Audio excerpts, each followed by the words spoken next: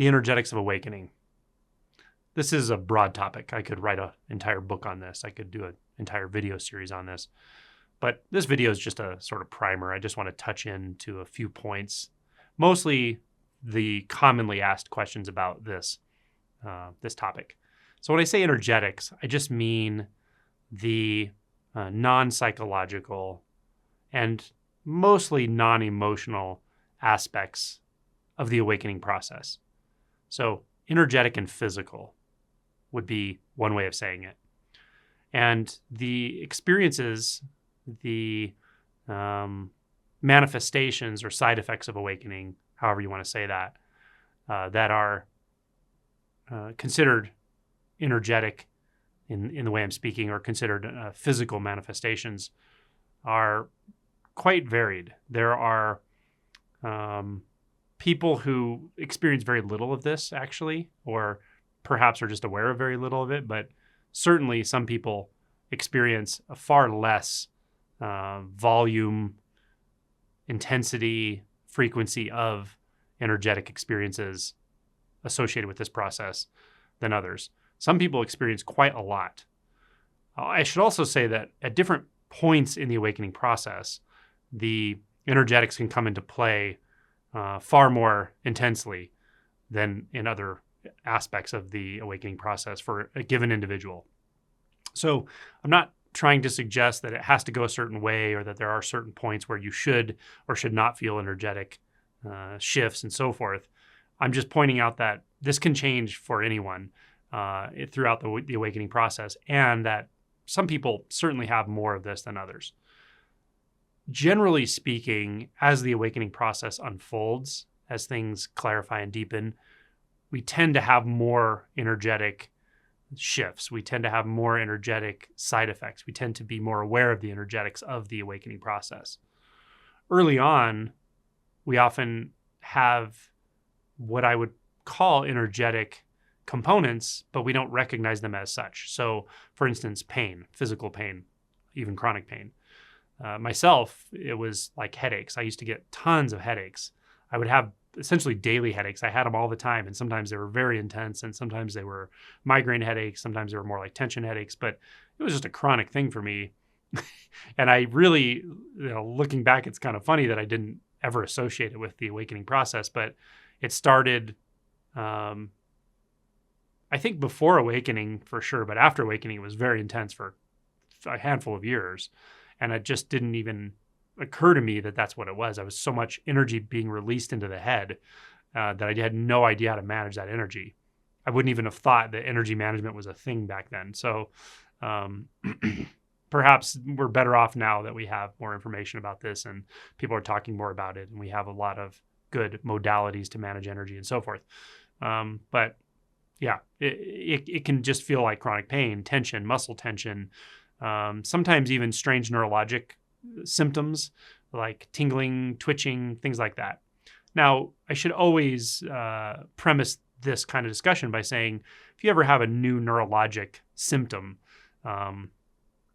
something that is an abnormal functioning of your nervous system or your musculoskeletal system, like arm twitches and tremors, things like that, it's always a good idea to get it checked out, just to make sure a physician takes a look at you and decides whether or not that's something, that's primarily medical that needs to be treated, or it's just some, strange neurologic side effect of awakening. Now, they may not know that, but often, some tests are run and kind of ruling out the serious things like a tumor or, multiple sclerosis, things like that, and kind of ruling out the serious things. And then sometimes it's a matter of treating symptoms if necessary, or just letting it ride out. So always consider the possibility that there is a primary medical issue that needs to be addressed, because of course we all inhabit these bodies, and these bodies aren't perfect, and they do suffer from medical illnesses and so forth. So I just want to always put that out there. Now, the pain component of this that often comes in earlier is often a tension sort of thing. It can be quite intense, can be quite painful, but it's often in the neck, head, back. It's often muscular. It feels like it's deep in the muscles. It often has some component of resistance to it. or you can discern that there is some resistance associated with it. And one clue that often tells us that this is associated with something to do with this unbinding process is that there is a sort of emotional component to it. Now, as we move on in this process, as we become more clear, that's when we often become more discerning and start to recognize the connection between repressed emotion or emotional landscapes that are playing out in our life and the physical energetics or physical pain that are going on. But sometimes early on, we don't even recognize that. So just know that often these symptoms will come with certain kinds of emotional tones. And, I'm being very general because this is very different for different people. So I can't make any specific connections for you because it's going to vary a lot. So some people are going to notice that, when I feel a certain kind of sadness around a certain part of my childhood or something, I feel tension in my shoulder, just as an example. Or, other kinds of trauma you've had may sort of coincide, within a few days or a couple of weeks with a certain kind of pain state. So just be aware that that's often the case. Now, as we wake up and after we wake up and as we continue to wake up and as the unbinding continues, often these become more, sometimes more intense, but often more fleeting in the sense that they kind of come out of nowhere and they just disappear again instead of being sort of chronic, daily, ongoing pain states or something like that. Now, even this pattern is variable, but often we start to experience things more directly and we start to feel into the emotional components of things more. And that gives us access to the energetic components of it. And that allows us to sort of dissipate parts of this pain body or whatever that will allow the sensations or the side effects or the pain to dissipate more quickly.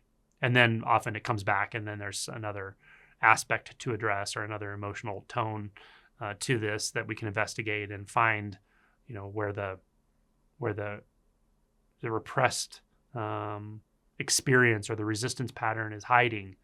So a lot of this is shadow work, seeing what's hidden, finding what's hidden.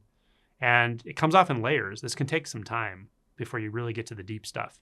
And often every layer that comes off, there's an energetic shift with it. So just know that this is all tied together, but it's often vaguely associated at first. And it's a little hard to really get to, largely because the mind is too involved. We don't realize, but the analysis and the over interpretation of what's happening is actually not helpful. We're going into our mind. We're using the mind to avoid the experience instead of just dropping right into the experience and feeling it very directly. But as we learn to feel it directly, then more movement tends to happen and these layers tend to come off. And this can take some time. It can take years. So just be aware that this isn't a short-term situation usually, especially if you feel a lot of this stuff. Often people will have what are called, say, Kundalini experiences, which are often associated with specific environments or situations where you're listening to, say, a non-duality video, you're one-on-one working with a teacher, you're at a retreat, and you start to notice, twitches of your body, your eyes are twitching, your hands, your arms, you feel like shaking or moving around, and it feels kind of involuntary, but there's often an ability to sort of suppress it depending on your situation, your social environment, and so forth. These kinds of movements are pretty natural, and some people have a lot of them. So just know that can also happen. Another thing that's pretty common is that this stuff tends to break through in sleep. It tends to, the unconscious tends to, sort of get your attention in sleep when you're going off to sleep, or you wake up in the middle of the night, or you're kind of in a twilight sleep. That's often when we'll feel this, and we'll feel a lot of energy moving through the body, energy being released. The body wants to shake, tension, twitching, or just a sensation of like restlessness. Like I need to just lay on the floor and roll around or twitch and shake. And like this is really common stuff. So I've been through all of this. This has all happened for me, and I've had periods where there's so much energy moving through at night that I'm like rolling around the floor and just letting my body shake. And you just kind of find your way into these ways to regulate and release energy. So all of this stuff is very normal with this process. You may not have much of this, and if you don't, it's okay. Don't feel like, you're getting the short end of the stick, or you wish you had this so that you could feel more validated in the spiritual process or something. It's not like that. You're probably better off if you don't have a bunch of super intense energy in Kundalini, but whatever, it is what it is.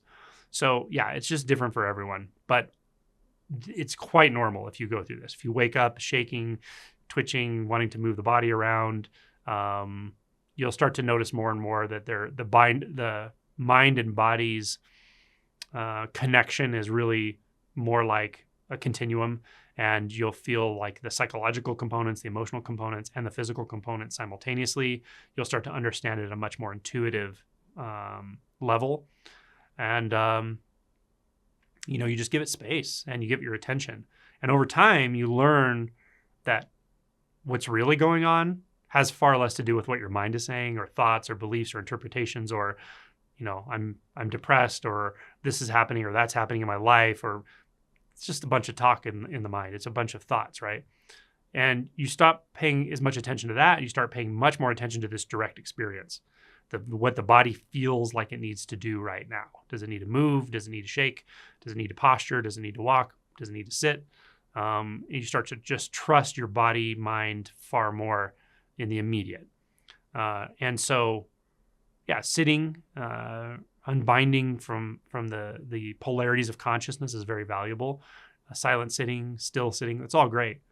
But there's also this other very dynamic aspect to this that is, in my opinion, really good to address. And how do you address that? There are a lot of ways to address this energy management that gets more and more important the more you wake up.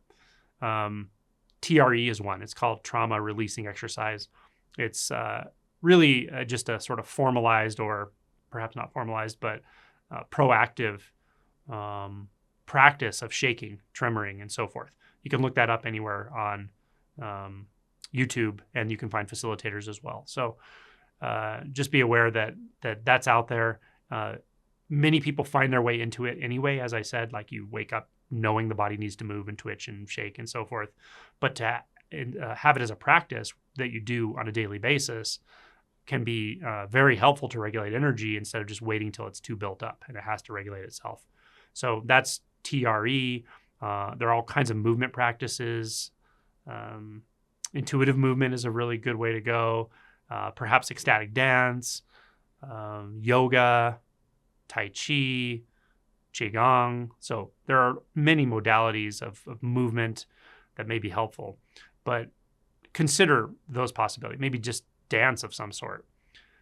Consider that. Consider a practice where you actually cause the body to move, especially in intuitive ways, proactively. You give it permission to move in the way it feels natural to move. That may really help regulate a lot of this if you have a lot of this energetic,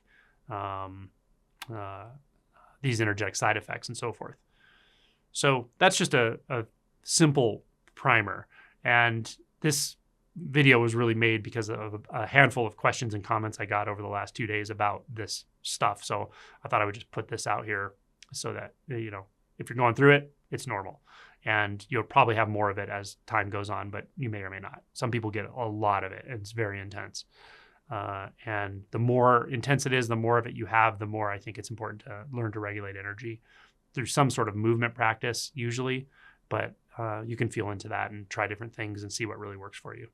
So hopefully it's helpful. Let me know in comments what your experience is and whether you want any other specific questions answered. And there are other energetic experiences I didn't even talk about, like truly ecstatic states, truly dysphoric states that are alternating between one another. All kinds of wild and crazy things can happen. Hallucinations can happen.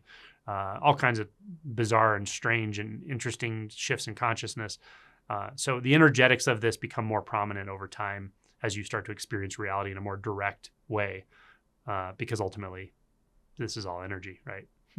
It's all just a bunch of fields of potential interacting with one another. We call that energy.